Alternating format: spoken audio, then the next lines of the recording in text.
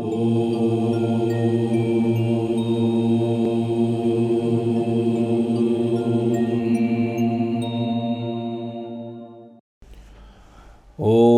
પરબ્રહ્મણે નમઃ. શ્રીમદ્ ભાગવત મહાપુરાણ દશમ સ્કંધ અધ્યાય 84.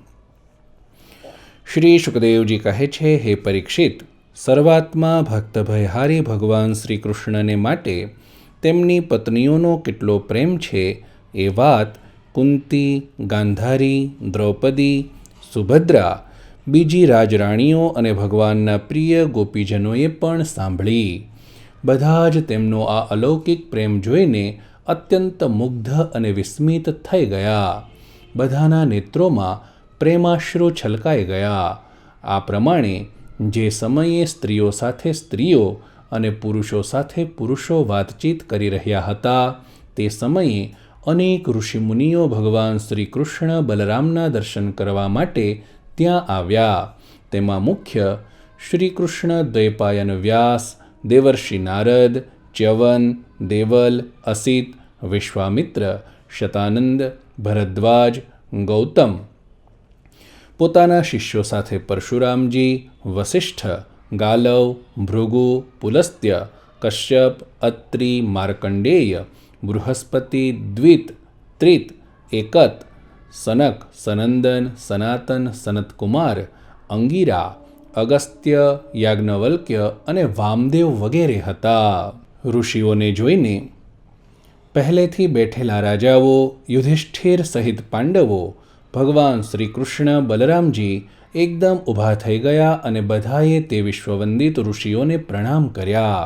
ત્યાર પછી સ્વાગત, આસન, પાદ્ય, અર્ઘ્ય, પુષ્પમાળા, ધૂપ અને ચંદન વગેરેથી બધા રાજાઓએ તથા બલરામજી સાથે સ્વયં ભગવાન શ્રી કૃષ્ણે તે બધા ઋષિઓની વિધિપૂર્વક પૂજા કરી.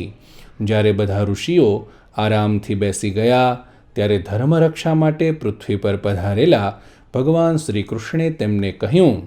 તે સમયે બહુ મોટી સંખ્યામાં ઉપસ્થિત સમુદાય ભગવાનનું આ વચનામૃત સાંભળી રહ્યો હતો. ભગવાન શ્રી કૃષ્ણે કહ્યું, ધન્ય છે, અમારા લોકોનું જીવન સફળ થઈ ગયું. આજે જન્મ લેવાનું અમને પૂરેપૂરું ફળ મળી ગયું, કેમ કે જે યોગેશ્વરોના દર્શન મોટા મોટા દેવતાઓ માટે પણ દુર્લભ છે, તેમના દર્શન અમને થયા છે. જેઓ બહુ તપસ્વી નથી અને જે લોકો પોતાના ઈષ્ટદેવને સમસ્ત પ્રાણીઓના હૃદયમાં ન જોતા માત્ર પ્રતિમાઓમાં જ તેમના દર્શન કરે છે, તેમને આપ લોકોના દર્શન, સ્પર્શ, કુશળ પ્રશ્ન, પ્રણામ અને પાદપૂજન વગેરેનો સુઅવસર ક્યાંથી પ્રાપ્ત થઈ શકે? માત્ર જળવાળા તીર્થો જ તીર્થ નથી કહેવાતા અને માત્ર માટી પથ્થરની પ્રતિમાઓ જ દેવતા નથી હોતી, બલકે સંતો જ વાસ્તવમાં તીર્થ અને દેવતા છે. કેમ કે તીર્થ અને પ્રતિમાની તો લાંબા સમય સુધી સેવા કરવામાં આવે ત્યારે તે પવિત્ર કરે છે, પરંતુ સંત પુરુષો તો દર્શન માત્રથી કૃતાર્થ કરી દે છે. અગ્નિ, સૂર્ય, ચંદ્રમા, તારા, પૃથ્વી, જળ, આકાશ, વાયુ, વાણી અને મનના અધિષ્ઠાતૃ દેવતા ઉપાસના કરવા છતાં પણ પાપનો સંપૂર્ણ નાશ કરી શકતા નથી, કારણ કે તેમની ઉપાસનાથી ભેદબુદ્ધિનો નાશ થતો નથી, તે તો વિશેષ રૂપે વધે છે.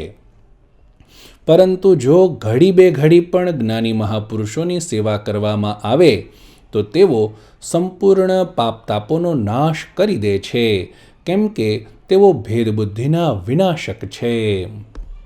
મહાત્માઓ અને સભાસદો, જે મનુષ્ય વાત, પિત્ત અને કફ એ 3 ધાતુઓથી બનેલા આ શવતુલ્ય શરીરને જ આત્મા, પોતાને હું, પત્ની, પુત્ર વગેરેને જ પોતાના અને માટી, પથ્થર, લાકડા વગેરેના પાર્થિવ વિકારોને જ ઈષ્ટદેવ માને છે, તથા જે જ્ઞાની મહાપુરુષોને ન માનતા માત્ર જળને જ તીર્થ માને છે, તે મનુષ્ય હોવા છતાં પણ પશુઓમાં પણ નિમ્ન શ્રેણીના છે. શ્રી શુકદેવજી કહે છે, હે પરીક્ષિત, ભગવાન શ્રી કૃષ્ણ અખંડ જ્ઞાન સંપન્ન છે. તેમનું આ અકળ ગૂઢ ભાષણ સાંભળીને બધા જ ઋષિમુનિઓની બુદ્ધિ ભ્રમિત થઈ જવાથી ચૂપ જ રહ્યા. તેમની બુદ્ધિ ચક્રાવામાં પડી ગઈ. તે સમજી ન શક્યા કે ભગવાન શું કહી રહ્યા છે. તેમણે બહુ વિચારીને એવો નિશ્ચય કર્યો કે ભગવાન સર્વેશ્વર હોવા છતાં પણ જે આ પ્રમાણે સામાન્ય કર્મ પરતંત્ર જીવની જેમ વ્યવહાર કરી રહ્યા છે એ માત્ર લોકસંગ્રહ અર્થાત લોકશિક્ષા માટે જ છે એવું સમજીને તેઓ હસતા હસતા જગદગુરુ ભગવાન શ્રી કૃષ્ણને કહેવા લાગ્યા. મુનિઓએ કહ્યું, હે ભગવાન, આપની માયાથી પ્રજાપતિઓના અધીશ્વર મરીચી વગેરે તથા મોટા મોટા તત્વજ્ઞાની એવા અમે લોકો મોહિત થઈ રહ્યા છીએ. આપ સ્વયં ઈશ્વર હોવા છતાં પણ મનુષ્યના જેવી ચેષ્ટાઓથી પોતાને છુપાવી રાખીને જીવની જેમ આચરણ કરો છો. હે ભગવાન, ખરેખર આપની લીલા અત્યંત વિચિત્ર છે, અર્થાત પરમ આશ્ચર્યમયી છે. જેમ પૃથ્વી પોતાના વિકારો વૃક્ષ, પથ્થર, ઘડો વગેરે દ્વારા ઘણા નામરૂપ ગ્રહણ કરે છે, વાસ્તવમાં તે એક જ છે. તે પ્રમાણે આપ એક જ છો અને ક્રિયારહિત હોવા છતાં પણ અનેક રૂપ ધારણ કરી લો છો અને સ્વયં પોતાના દ્વારા જ આ જગતની રચના, રક્ષા અને સંહાર કરો છો. પણ આ બધું કરતા હોવા છતાં પણ એ કર્મોથી લેપાતા નથી. જે સજાતીય, વિજાતીય અને સ્વગત ભેદશૂન્ય એક રસ અનંત છે તેનું આ ચરિત્ર લીલા માત્ર નથી તો બીજું શું છે? ધન્ય છે આપની આ લીલા. હે ભગવાન, જો કે આપ પ્રકૃતિથી પર સ્વયં પરબ્રહ્મ પરમાત્મા છો, તેમ છતાં યોગ્ય સમયે ભક્તોનું રક્ષણ અને દુષ્ટોનું દમન કરવા માટે વિશુદ્ધ સત્વમય શરીર પ્રકટ કરો છો અને પોતાની લીલા દ્વારા સનાતન વૈદિક માર્ગનું રક્ષણ કરો છો.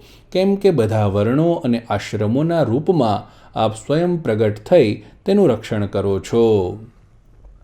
હે ભગવાન, વેદ આપનું વિશુદ્ધ હૃદય છે. તપસ્યા, સ્વાધ્યાય, ધારણા, ધ્યાન અને સમાધિ દ્વારા તેમાં જ આપના સાકાર નિરાકાર રૂપ અને બંનેના અધિષ્ઠાન સ્વરૂપ પરબ્રહ્મ પરમાત્માનો સાક્ષાત્કાર થાય છે. હે પરમાત્મન, બ્રાહ્મણો જ વેદોના આધારભૂત આપના સ્વરૂપની ઉપલબ્ધિનું સ્થાન છે. એથી જ આપ બ્રાહ્મણોનું સન્માન કરો છો અને એથી જ આપ બ્રાહ્મણ ભક્તોમાં અગ્રણી પણ છો. આપ સર્વ પ્રકારના કલ્યાણ સાધનોની ચરમસીમા છો અને સંત પુરુષોની એકમાત્ર ગતિ છો. આપના દર્શનથી આજે અમારા જન્મ, વિદ્યા, તપ અને જ્ઞાન સફળ થઈ ગયા. વાસ્તવમાં આ બધાનું પરમ ફળ આપ જ છો. હે પ્રભુ, આપનું જ્ઞાન અનંત છે. આપ સ્વયં સચ્ચિદાનંદ સ્વરૂપ પરબ્રહ્મ પરમાત્મા ભગવાન છો. આપે આપની અચિંત્ય શક્તિ યોગમાયા દ્વારા પોતાનો મહિમા છુપાવી રાખ્યો છે. અમે આપને નમસ્કાર કરીએ છીએ. આ સભામાં બેઠેલા રાજાઓ અને બીજાની તો વાત જ શી કરવી, આપની સાથે આહાર વિહાર કરનારા યાદવો પણ ખરેખર આપને જાણતા નથી. કેમ કે આપે પોતાના સ્વરૂપને, જે સર્વનો આત્મા, જગતનું આદિકારણ અને નિયંતા છે, તેને માયાના પડદાથી ઢાંકી રાખ્યું છે. જ્યારે માણસ સ્વપ્ન જુએ છે ત્યારે સ્વપ્નના મિથ્યા પદાર્થોને જ સત્ય સમજી લે છે અને નામ માત્રની ઇન્દ્રિયોથી પ્રતીત થતા સ્વપ્ન શરીરને જ વાસ્તવિક શરીર માની બેસે છે. તેને તેટલા સમય માટે આ વાતનું બિલકુલ જ્ઞાન નથી રહેતું કે સ્વપ્ન શરીર સિવાય એક જાગ્રત અવસ્થાનું શરીર પણ છે. બરાબર એ જ પ્રમાણે જાગ્રત અવસ્થામાં પણ ઇન્દ્રિયોની પ્રવૃત્તિરૂપ માયાથી ચિત્ત મોહિત થઈને નામ માત્રના વિષયોમાં ભટકવા લાગે છે. તે સમયે પણ ચિત્તભ્રમથી વિવેક શક્તિ ઢંકાઈ જાય છે. તેથી જીવ એ જાણી શકતો નથી કે આપ આ જાગ્રત સંસારથી પર છો. હે પ્રભુ, મોટા મોટા ઋષિમુનિઓ અત્યંત પરિપક્વ યોગ સાધના દ્વારા આપના તે ચરણ કમળોને હૃદયમાં ધારણ કરે છે, જે સમસ્ત પાપ સમૂહોને નષ્ટ કરનારા ગંગા જળના પણ આશ્રય સ્થાન છે. એ મોટા સૌભાગ્યની વાત છે કે આજે અમને તેમના દર્શન થયા છે. હે પ્રભુ, અમે આપના ભક્ત છીએ.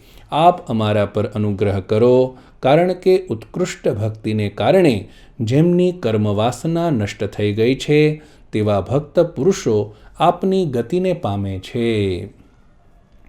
શ્રી શુકદેવજી કહે છે, હે રાજર્ષિ, ભગવાનની આ પ્રમાણે સ્તુતિ કરીને અને તેમની રાજા ધૃતરાષ્ટ્રની તથા ધર્મરાજ યુધિષ્ઠિરની અનુમતિ લઈને તે લોકોએ પોતપોતાના આશ્રમો પર જવાનો વિચાર કર્યો. પરમ યશસ્વી વસુદેવજી તેમનો જવાનો વિચાર જોઈને તેમની પાસે આવ્યા અને તેમને પ્રણામ કરી તેમના ચરણ પકડીને બહુ જ નમ્રતાપૂર્વક નિવેદન કરવા લાગ્યા. વસુદેવજીએ કહ્યું, ઋષિઓ, આપ લોકો સર્વદેવ સ્વરૂપ છો. હું આપ સર્વને નમસ્કાર કરું છું. આપ કૃપા કરીને મારી એક પ્રાર્થના સાંભળી લો. તે એ છે કે જે કર્મોના અનુષ્ઠાનથી કર્મો અને કર્મવાસનાઓનો નાશ થઈ જાય તેનો આપ મને ઉપદેશ કરો. નારદજીએ કહ્યું, ઋષિઓ, એ કોઈ આશ્ચર્યની વાત નથી કે વસુદેવજી શ્રી કૃષ્ણને પોતાનો પુત્ર સમજીને શુદ્ધ જિજ્ઞાસાના ભાવથી પોતાના કલ્યાણનું સાધન આપણને પૂછી રહ્યા છે. સંસારમાં બહુ નિકટ રહેવું મનુષ્યના અનાદરનું કારણ બને છે.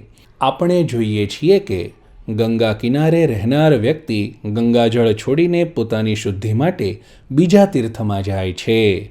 અને ભગવાનનું જ્ઞાન તો ત્રણેય કાળમાં અબાધિત છે. વિશ્વની ઉત્પત્તિ, સ્થિતિ કે પ્રલય થાય તો પણ એ નાશ પામતું નથી. તે સ્વયં કોઈ બીજા નિમિત્તથી, ગુણોથી અને અન્ય કોઈ પણ રીતે ક્ષીણ થતું નથી. તેમનું જ્ઞાનમય સ્વરૂપ અવિદ્યા, રાગદ્વેષ વગેરે વિકારો, પુણ્ય પાપરૂપી કર્મો, સુખ દુઃખાદિ કર્મફળ તથા સત્વ વગેરે ગુણોના પ્રવાહથી ખંડિત નથી. તેઓ સ્વયં અદ્વિતીય પરમાત્મા છે. જ્યારે તેઓ પોતાને પોતાની જ શક્તિઓથી ઢાંકી લે છે ત્યારે અજ્ઞાની લોકો એવું સમજે છે કે તેઓ ઢંકાઈ ગયા. જેમ વાદળો, ધુમ્મસ અથવા ગ્રહણ દ્વારા પોતાની આંખો ઢંકાઈ જવાથી સૂર્યને ઢંકાઈ ગયેલા માની લે છે, તેવી રીતે. હે પરીક્ષિત, ત્યાર પછી ઋષિઓએ ભગવાન શ્રી કૃષ્ણ, બલરામજી અને અન્ય રાજાઓની સામે જ વસુદેવજીને સંબોધીને કહ્યું, કર્મો દ્વારા કર્મવાસનાઓ અને કર્મફળોનો આત્યંતિક નાશ કરવાનો સર્વશ્રેષ્ઠ ઉપાય એ જ છે કે યજ્ઞ વગેરે દ્વારા સમસ્ત યજ્ઞોના અધિપતિ ભગવાન વિષ્ણુની શ્રદ્ધાપૂર્વક આરાધના કરો. ત્રિકાળદર્શી જ્ઞાનીઓએ શાસ્ત્ર દ્રષ્ટિથી આને જ ચિત્તની શાંતિનો ઉપાય, મોક્ષનું સુગમ સાધન અને ચિત્તમાં આનંદનો ઉલ્લાસ કરવાવાળો ધર્મ કહ્યો છે. પોતાના ન્યાય માર્ગ વડે મેળવેલા ધનથી શ્રદ્ધાપૂર્વક પુરુષોત્તમ ભગવાનની આરાધના કરવી એ જ બ્રાહ્મણ, ક્ષત્રિય અને વૈશ્ય ગ્રહસ્થો માટે પરમ કલ્યાણનો માર્ગ છે. વસુદેવજી, વિચારશીલ પુરુષે યજ્ઞ, દાન વગેરે દ્વારા ધનની ઈચ્છાને, ગૃહસ્થોચિત ભોગો દ્વારા સ્ત્રી પુત્રની ઈચ્છાને અને કાળક્રમથી સ્વર્ગાદી ભોગો પણ નષ્ટ થનારા છે એ વિચારથી લૌકેષણાનો ત્યાગ કરવો જોઈએ. આ પ્રમાણે ધીર પુરુષો ઘરમાં રહીને જ ત્રણેય પ્રકારની ઈચ્છાઓનો પરિત્યાગ કરીને તપોવનનો રસ્તો લે છે. હે સમર્થ વસુદેવજી, બ્રાહ્મણ, ક્ષત્રિય, વૈશ્ય એ ત્રણેય દેવતાઓ, ઋષિઓ અને પિતૃઓનું ઋણ લઈને જ પેદા થાય છે. યજ્ઞ, અધ્યયન અને સંતાનોની ઉત્પત્તિથી આ ઋણમાંથી મુક્તિ મળે છે. આમાંથી ઋણમુક્ત થયા વિના જ જે સંસારનો ત્યાગ કરે છે તેનું પતન થઈ જાય છે. પરમ બુદ્ધિમાન વસુદેવજી, તમે અત્યાર સુધીમાં પિતૃઓ અને ઋષિઓના ઋણમાંથી તો મુક્ત થઈ ચૂક્યા છો. હવે યજ્ઞો દ્વારા દેવતાઓનું ઋણ ચૂકવી આપો અને આ રીતે બધાથી ઋણમુક્ત થઈને ગૃહત્યાગ કરો. ભગવાનના શરણે જાવો. વસુદેવજી, તમે પરમ ભક્તિ સાથે જગદીશ્વરની આરાધના તો કરી જ છે, તેથી તો તે બંને તમારા પુત્રો છે. શ્રી શુકદેવજી કહે છે, હે પરીક્ષિત, પરમ મનસ્વી વસુદેવજીએ ઋષિઓની વાત સાંભળીને તેમના ચરણોમાં મસ્તક મૂકીને પ્રણામ કર્યા, તેમને પ્રસન્ન કર્યા અને યજ્ઞ માટે ઋત્વિજોના રૂપમાં તેમની વરણી કરી લીધી. હે રાજન, જ્યારે આ પ્રમાણે વસુદેવજીએ ધર્મપૂર્વક વરણી કરી લીધી ત્યારે તેમણે પુણ્યક્ષેત્ર કુરુક્ષેત્રમાં પરમ ધાર્મિક વસુદેવજી દ્વારા ઉત્તમોત્તમ સામગ્રીથી યુક્ત યજ્ઞો કરાવ્યા. જ્યારે વસુદેવજીએ યજ્ઞની દીક્ષા લઈ લીધી ત્યારે યદુવંશીઓએ સ્નાન કરીને સુંદર વસ્ત્રો અને કમળની માળાઓ ધારણ કરી લીધી. રાજા લોકોએ પણ સુંદર વસ્ત્રાભૂષણો ધારણ કરી લીધા. વસુદેવજીની પત્નીઓ સુંદર વસ્ત્રો, અંગરાગ અને સોનાના આભૂષણોથી પોતાને સજાવીને ખૂબ આનંદથી માંગલિક સામગ્રી લઈને યજ્ઞશાળામાં આવી. તે સમયે મૃદંગ, પખાવજ, શંખ, ઢોલ અને નગારા વગેરે વાજિંત્રો વાગવા લાગ્યા. નટ અને નર્તકીઓ નાચવા લાગી. સૂત અને માગધ સ્તુતિગાન કરવા લાગ્યા. ગંધર્વોની સાથે સુંદર રાગથી ગંધર્વ પત્નીઓ ગાન કરવા લાગી. વસુદેવજીએ પ્રથમ નેત્રોમાં કાજળ અને શરીર પર માખણ લગાડ્યું. પછી તેમના દેવકી વગેરે 18 પત્નીઓ સાથે તેમને ઋત્વિજોએ મહાભિષેકની વિધિથી એ પ્રમાણે અભિષેક કરાવ્યો, જે પ્રમાણે પ્રાચીન કાળમાં નક્ષત્રોની સાથે ચંદ્રમાનો અભિષેક થયો હતો. તે સમયે યજ્ઞમાં દીક્ષિત હોવાને કારણે વસુદેવજીએ તો મૃગચર્મ ધારણ કરેલું હતું, પરંતુ તેમની પત્નીઓએ સુંદર સુંદર સાડીઓ, કંકણ, હાર, ઝાંઝર અને કર્ણફૂલ વગેરે આભૂષણો પહેર્યા હતા. યજ્ઞશાળામાં આ પ્રમાણે વસુદેવજી પોતાની પત્નીઓ સાથે અત્યંત શોભી રહ્યા હતા. હે રાજન, વસુદેવજીના ઋત્વિજો અને સભાસદો રત્નજડિત આભૂષણો તથા રેશમી વસ્ત્રો ધારણ કરીને એવા સુશોભિત થયા જેમ પૂર્વે ઇન્દ્રના યજ્ઞમાં થયા હતા. તે સમયે ભગવાન શ્રી કૃષ્ણ અને બલરામજી પોતપોતાના ભાઈબંધુ અને સ્ત્રી પુત્રો સાથે બહુ જ શોભાયમાન થયા, કારણ કે તેઓ બંને સમસ્ત જીવોના ઈશ્વર છે. વસુદેવજીએ પ્રત્યેક યજ્ઞમાં જ્યોતિષ્ટોમ, દર્શ, પૂર્ણમાસ વગેરે પ્રાકૃત યજ્ઞો, સૌરસત્રાદિ વૈકૃત યજ્ઞો અને અગ્નિહોત્ર વગેરે અન્ય યજ્ઞો દ્વારા દ્રવ્ય, ક્રિયા અને તેમના જ્ઞાનના મંત્રોના સ્વામી વિષ્ણુ ભગવાનની આરાધના કરી. ત્યાર પછી તેમણે યોગ્ય સમયે ઋત્વિજોને વસ્ત્રાલંકારોથી સુસજ્જ કર્યા અને શાસ્ત્રની આજ્ઞા પ્રમાણે ઘણી દક્ષિણા અને પ્રચુર ધન સાથે અલંકૃત ગાયો, પૃથ્વી અને સુંદર કન્યાઓ આપી. ત્યાર પછી મહર્ષિઓએ પત્ની સંયાજ નામક યજ્ઞાંગ અને અવભૃત સ્નાન અર્થાત યજ્ઞાંત સ્નાન સંબંધી અવશેષ કર્મ કરાવીને વસુદેવજીને આગળ કરીને પરશુરામજી દ્વારા નિર્મિત રામરધ કુંડમાં સ્નાન કર્યું. સ્નાન પછી વસુદેવજી અને તેમની પત્નીઓએ બંદીજનોને પોતાના બધા વસ્ત્રાભૂષણો આપી દીધા તથા પોતે નવા વસ્ત્રાભૂષણોથી સુસજ્જ થઈને તેમણે બ્રાહ્મણોથી માંડીને કૂતરા સુધીના દરેક પ્રાણીને ભોજન કરાવ્યું. ત્યાર પછી પોતાના ભાઈબંધુઓ, તેમના સ્ત્રીપુત્રો તથા વિદર્ભ, કોસલ, કુરુ, કાશી, કૈકેય અને શ્રીંજય વગેરે દેશોના રાજાઓ, સદસ્યો, ઋત્વિજો, દેવતાઓ, મનુષ્યો, ભૂતો, પિતૃઓ અને ચારણોને વિદાય સમયે બહુ ભેટ આપીને સન્માનિત કર્યા.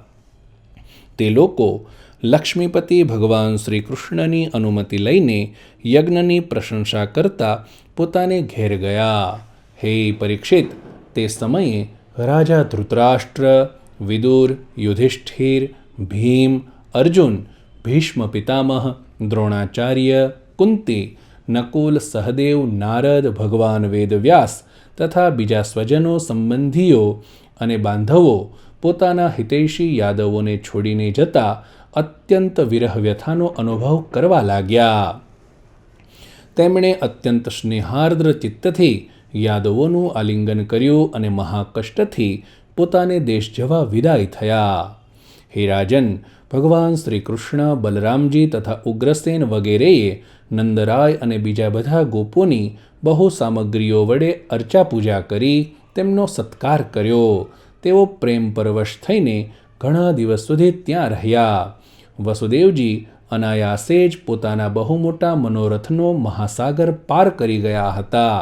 તેમના આનંદની સીમા ન રહી. બધા આત્મીય સ્વજનો તેમની સાથે હતા. તેમણે નંદરાયનો હાથ પકડીને કહ્યું. વસુદેવજીએ કહ્યું, ભાઈ, ભગવાને મનુષ્યો માટે સ્નેહ નામનો જે પાશ રચ્યો છે તે શૂરવીરો કે યોગીઓને માટે પણ તજવો મુશ્કેલ છે. આપે અકૃતજ્ઞો એવા અમારા ઉપર અનુપમ મિત્રતાનો વ્યવહાર કર્યો છે. કેમ નહીં કરો? તમારા જેવા સંત શિરોમણીઓનો તો આવો જ સ્વભાવ હોય છે. અમે આપના તે ઉપકારનો બદલો ચૂકવી શકીએ એમ નથી. અમે આપનું કાંઈ પ્રિય કરી શકતા નથી, છતાં પણ આપણો આ મિત્રતાનો સંબંધ અતૂટ રહેશે. તમે તેને સદા નિભાવતા રહેશો. ભાઈ નંદજી, પહેલાં તો અમે બંદીગૃહમાં બંધ હોવાને કારણે આપનું કાંઈ પ્રિય કરી શક્યા નહીં. હવે ધન સંપત્તિના નશામાં અમારી દશા મદાંધ જેવી થઈ રહી છે. તમે અમારી સામે છો તો પણ અમે આપના તરફ જોતા નથી. બીજાનું સન્માન કરીને સ્વયં અમાની રહેનારા નંદજી, જે કલ્યાણની ઈચ્છા રાખે છે તેને રાજ્યલક્ષ્મી ન મળે એમાં જ તેનું હિત છે. કેમ કે મનુષ્ય રાજ્યલક્ષ્મીથી આંધળો બની જાય છે અને પોતાના ભાઈ બાંધવો અને સ્વજનોને સામે હોવા છતાં પણ જોઈ શકતો નથી. શ્રી સુખદેવજી કહે છે, હે પરીક્ષિત, આ પ્રમાણે કહેતા કહેતા વસુદેવનું હૃદય પ્રેમથી ગદગદ થઈ ગયું. તેમને નંદરાયની મિત્રતા અને ઉપકારોનું સ્મરણ થઈ આવ્યું. તેમના નેત્રોમાં પ્રેમાશ્રુ છલકાયા અને તેઓ રડવા લાગ્યા. નંદજી પોતાના મિત્ર વસુદેવજીને પ્રસન્ન કરવા માટે તથા ભગવાન શ્રી કૃષ્ણ અને બલરામજીના સ્નેહબંધનવશ આજકાલ કરતાં કરતાં 3 મહિના ત્યાં રહ્યા. યાદવોએ તેમનું મોકળા મને સન્માન કર્યું. ત્યાર પછી બહુ કિંમતી આભૂષણો, રેશમી વસ્ત્રો, અનેક પ્રકારની ઉત્તમ ઉત્તમ સામગ્રીઓ અને વિવિધ ભોગો દ્વારા નંદરાયને તેમના વ્રજવાસી મિત્રોને અને ભાઈબંધુઓને ખૂબ તૃપ્ત કર્યા. વસુદેવજી, ઉગ્રસેનજી, શ્રી કૃષ્ણ, બલરામજી, ઉદ્ધવજી વગેરે યાદવોએ બધાને અલગ અલગ પ્રકારની ભેટો આપી. તેમની વિદાય લઈને નંદરાઈએ બધી સામગ્રી સાથે વ્રજની યાત્રા કરી. નંદરાય, ગોવાળો અને ગોપીજનોનું ચિત્ત ભગવાન શ્રી કૃષ્ણના ચરણકમળોમાં એ રીતે આસક્ત થઈ ગયું કે પછી પ્રયત્ન કરવા છતાં તેને ત્યાંથી પાછું વાળી ન શક્યા. છેવટે મનને ભગવાનના ચરણોમાં જ મૂકીને મન વિના જ તેમણે વિદાય લીધી. જ્યારે બધા ભાઈ બાંધવો ત્યાંથી વિદાય થઈ ગયા ત્યારે ભગવાન શ્રી કૃષ્ણને જ એકમાત્ર ઇષ્ટદેવ માનનારા યાદવોએ જોયું કે હવે વર્ષા ઋતુ આવી ગઈ છે, તેથી તેમણે પણ દ્વારકા જવા પ્રસ્થાન કર્યું. ત્યાં જઈને તેમણે બધા લોકોની સામે વસુદેવજીના યજ્ઞ મહોત્સવ, સ્વજન સંબંધીઓનું દર્શન, મિલન વગેરે તીર્થયાત્રાના પ્રસંગોનું વર્ણન કર્યું. આ રીતે દશમસ્કંધના ઉત્તરાર્ધ અંતર્ગત તીર્થયાત્રાનું વર્ણન નામનો 84મો અધ્યાય સમાપ્ત થયો.